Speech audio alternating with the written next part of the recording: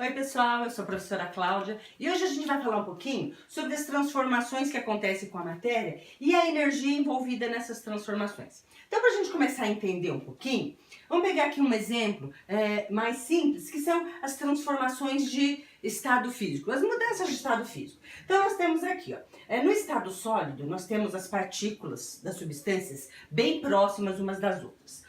No estado líquido, elas já estão um pouquinho mais separadas e no estado gasoso, essas moléculas estão bem distantes uma das outras. E essas moléculas, elas têm mais liberdade de movimento, tá? O que une essas moléculas? Por que elas têm esse diferente grau de liberdade? Porque existem ligações químicas entre elas, que são as forças intermoleculares. Então, por exemplo, se nós pegarmos como exemplo a água no estado sólido, o tipo de força que une as moléculas de água são as ligações de hidrogênio. Nessas mudanças de fase, durante a mudança de estado físico, do sólido para o gasoso, do gasoso para o sólido ou do sólido para o líquido, enfim, o que acontece com essas forças de atração? Elas são enfraquecidas, elas vão se rompendo e a molécula vai se separando. Mas como acontece isso? Com o calor que está envolvido nessa transformação. Então, as mudanças de fase, por exemplo, do estado sólido para o líquido, acontece com a absorção de calor. Mas absorver calor não significa que vai aumentar a temperatura.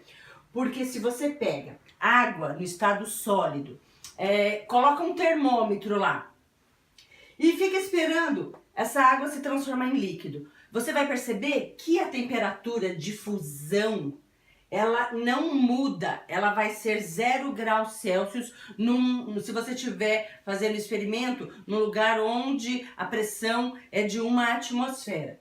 Assim como a água do estado líquido para o estado gasoso, a temperatura ela não vai mudar, ela vai ser sempre 100 graus Celsius. Tá? Por quê? Porque é nessa transformação de estado que a molécula precisa absorver energia para romper essas ligações.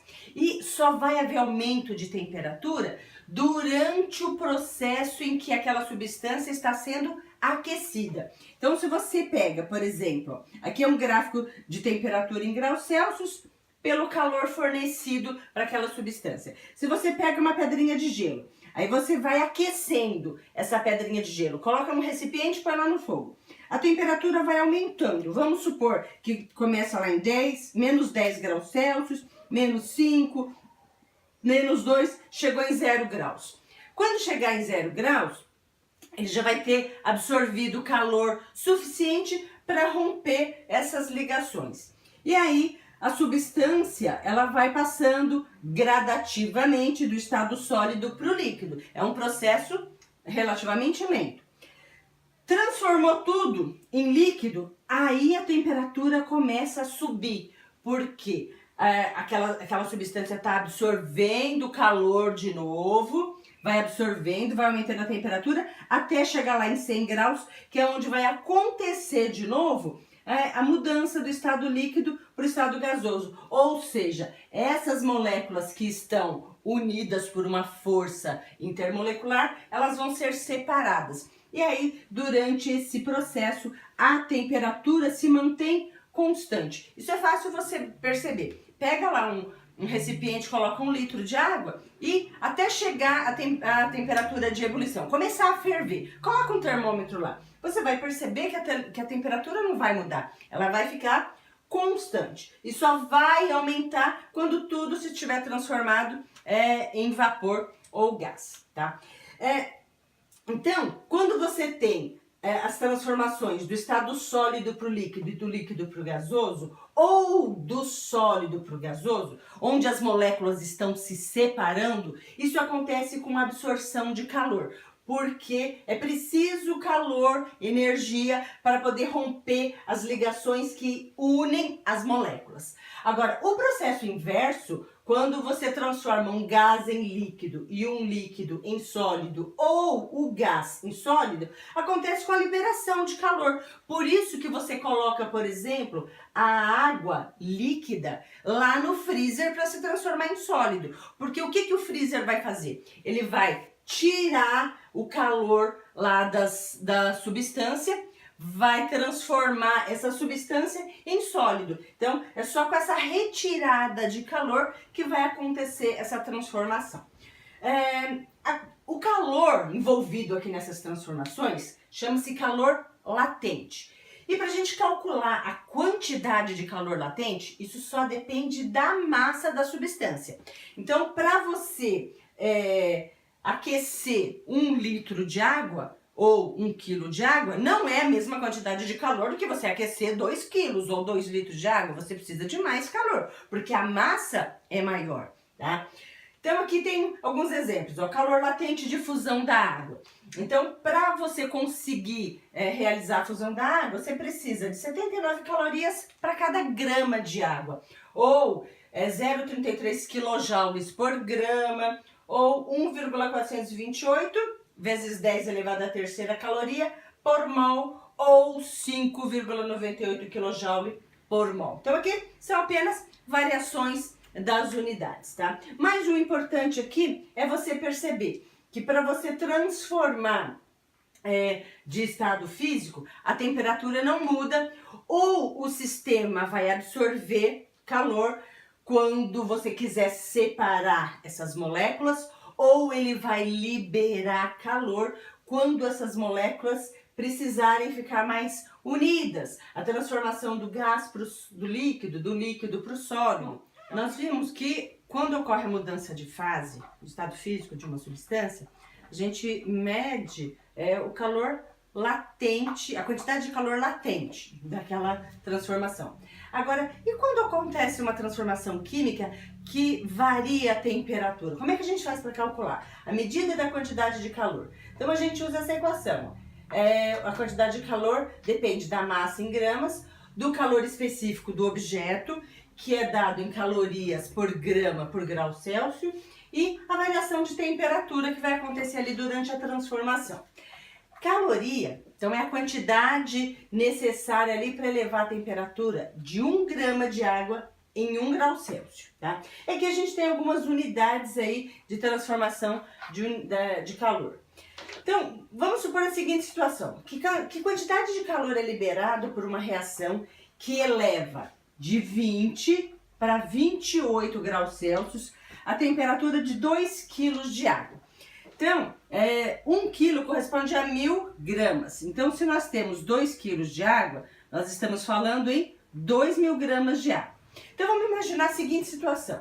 A gente tem aqui um calorímetro, que é um sistema fechado, que não vai permitir a troca de calor com o ambiente. A gente vai fazer a reação química num recipiente dentro desse calorímetro, e esse recipiente ele vai estar imerso, vai estar mergulhado nos 2 quilos de água citado aqui no exercício. E nós vamos ter um termômetro para medir essa variação de temperatura. Então, inicialmente, a água estava 20 graus. Depois que a reação aconteceu, a temperatura da água foi para 28 graus Celsius. Ou seja, a variação de temperatura aqui foi de 8 graus Celsius.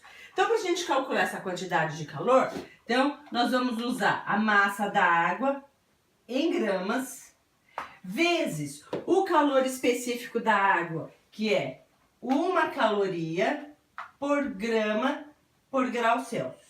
E a variação de temperatura, que são 8 graus Celsius. Então, aqui, 8 graus Celsius. Então, fazendo essa conta, ó, nós vamos ter isso aqui, ó. A gente vai cancelar as unidades que são iguais. E a quantidade de calor vai ser 2 vezes 8, então vai dar 16.000 calorias.